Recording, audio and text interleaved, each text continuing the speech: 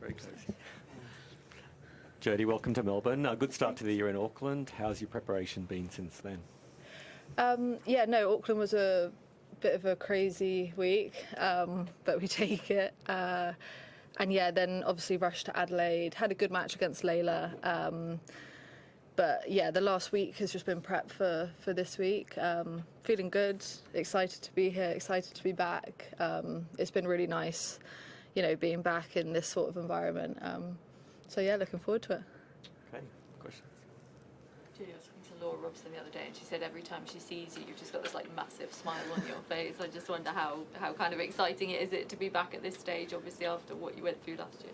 Yeah, last year was really, really tough. And I think out of all of my injuries, I think obviously the 6-month one was a long time. And I'm really appreciating being back in this sort of environment now. I started, the back end of last year with a lot of ITF events, and I still need to play those events for sure. But then coming here, I said to Ben when I got here, I was like, this is where you want to be. Even things like getting picked up from the airport, by official vehicles, I was like, this is where I want to be. So the motivation is high. I love Australia, I love the sun. She knows that as well, so that's probably why she's saying it. I'm just enjoying being here and taking each moment in.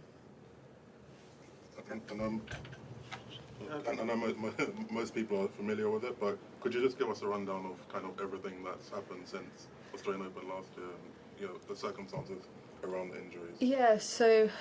After Aussie last year, went to Linz and had a great week in Linz. Qualified and made quarters of that 500, and then flew to San Diego and literally first practice out there, half an hour in, hit one backhand, and the subsheath holding down the tendon in my wrist just went. Initially told it would be a 10-day thing, so stayed out for Indian Wells. And then, my guys back home were saying a lot longer than that, but the doc out there was telling me 10 days, so obviously I wanted to hear that than the other part. But then, spoke to a few surgeons, and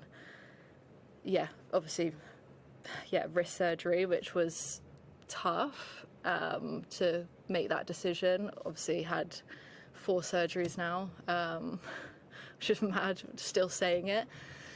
And then coming back really well, surgery went great. They told me 4 to 6 months, and I was going to do it in 3.5 months. But then 2 days before I was supposed to fly to French Open, did my ankle on the clay playing with bolts, and fortunately didn't need another surgery, but one ligament completely ruptured, retinaculum slightly higher up, torn off the bone. But he said no surgery but 10 weeks, so that obviously puts me straight back to 6 months, which was really hard, and even now there's still a lot of emotion from that time that I've probably not dealt with, but hey, we're here, we survived, we got through. Very lucky to have family, friends around me to help me through that, and that's why I'm just so happy to be back here. How are your wrist and ankle now? They're good. They are really, really good. My wrist has been a little bit sore, but I was actually using the wrong string for the last 2 weeks. So that's probably why. But it's fine, actually. This week I've really sorted it out. And my ankle, obviously having 2 surgeries, and then this third injury is always going to be a bit shitty. But it's fine. And I'm feeling good on court. I'm moving good. I'm trusting my body. No complaints. You spoke a couple of years ago about, previously having thought about quitting the sport. Was it that bad again last year? Were those sort of thoughts in your mind? And even when I was back playing, to be honest, like I said, I was playing a load of ITF events. And even basically until Slovakia, where I made final, and then I won Dubai. That week before, I was at NTC training and chatting to Colin Beecher, who's helped me throughout, and kind of said to him, well, yeah, I was basically crying mid-session saying, like, I don't know how much more fight I've got. You know, I fought so hard to get back to a position where I could even play the sport.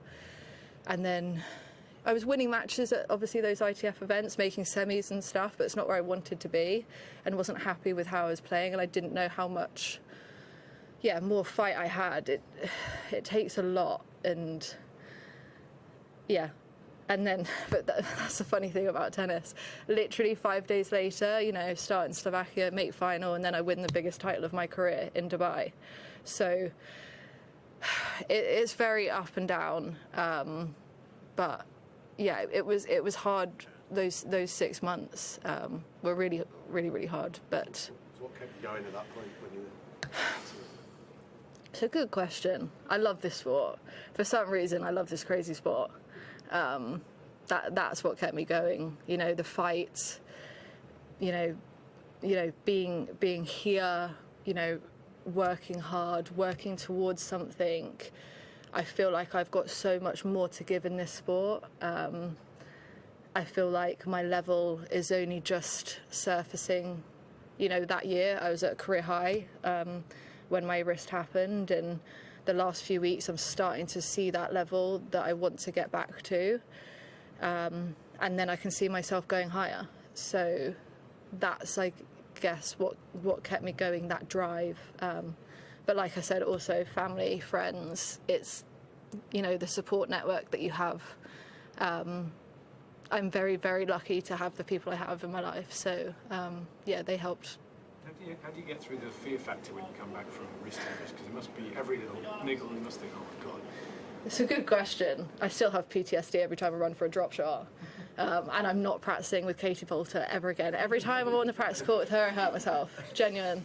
I've fractured my knee against her. I've done my ankle. Honestly. No, it's... I'm kind of a person who's all in or all out. If I'm going to do it, I'm going to go for it. There's no half measures. And I think I do, not have that fear factor. You know, even in life as a kid, and what I get enjoyment out of. You know, even like we were just talking about the Sky Tower in Auckland. Wanted to do like the jump off that. Like, I have no fear of those things. So, if I'm going to play the sport, I can't come back and, you know, be worried every time I step on the court about doing my ankle or hitting another backhand and my wrist just popping again. You know, if it does too good, if it does, like, that's going to be my story. How many times can I mess up my body and come back from it?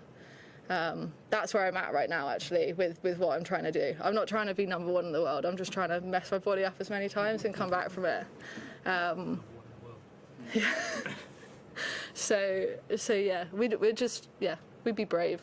We don't think too much into that. Being back at a Grand Slam for first time in a year, has that given you this is a motivation now for this is what you where you want to be? 100%, for sure. Being back here, you know, practicing with the people that you get to practice with, being in these sorts of environments, this is where you want to be. And like I said, I played a lot of ITFs at the end of last year, and you need that, and I'm going to need to still continue playing. What's the worst bit about playing ITFs then? The best bit about getting picked up in the airport. What's the worst bit then? No, you know, it's just a different ball game.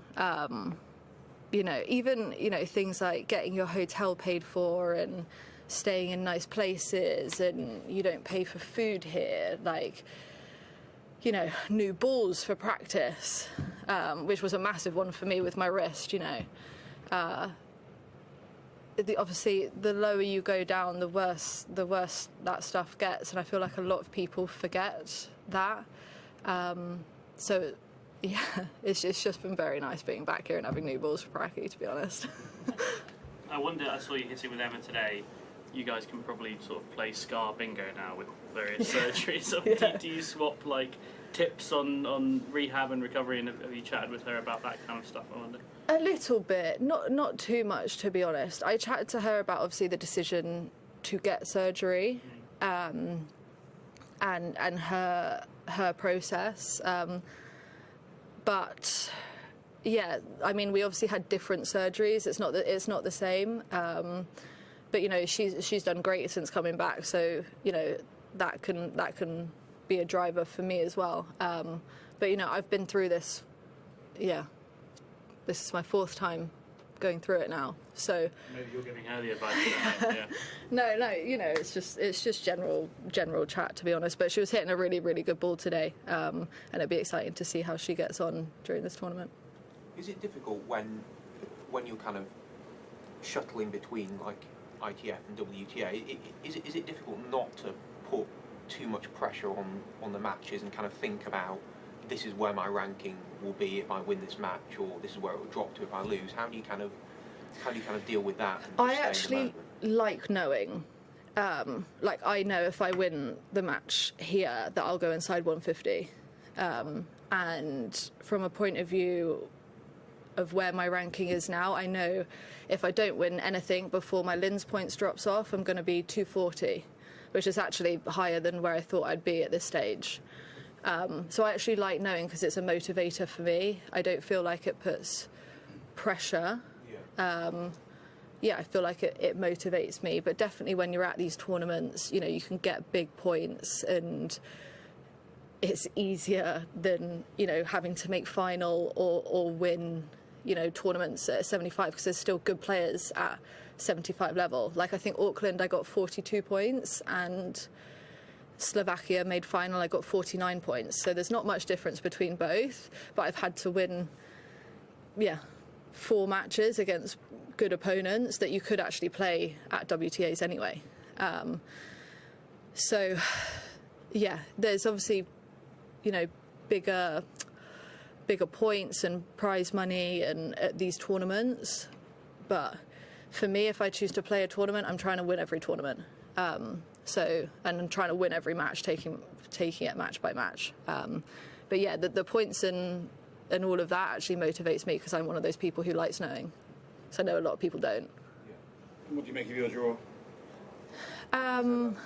Jean, I mean, good player. Obviously, it could have been worse. But yeah, she's a good player. I've played her before, actually, 3 or 4 years ago, I think, in the semis of a 25. You know, she's not easy. She'll junk the ball around a little bit. She's French, and I'm learning, you know, with Ben in French that they're feisty. So yeah, it'll be a good match. There'll be a lot of fight there. I'm sure there'll be a lot of noise there as well. But yeah, I'll do my best. If we win, great. If not, then go for Linz. You know, I'm at a stage now where I really feel like it's going to come at some point. And you know, it did for me in Slovakia and in Dubai, and it really, really clicked. And that'll keep happening the more times I put the work on the practice court and stuff. So if it doesn't happen here, it'll happen the next tournament.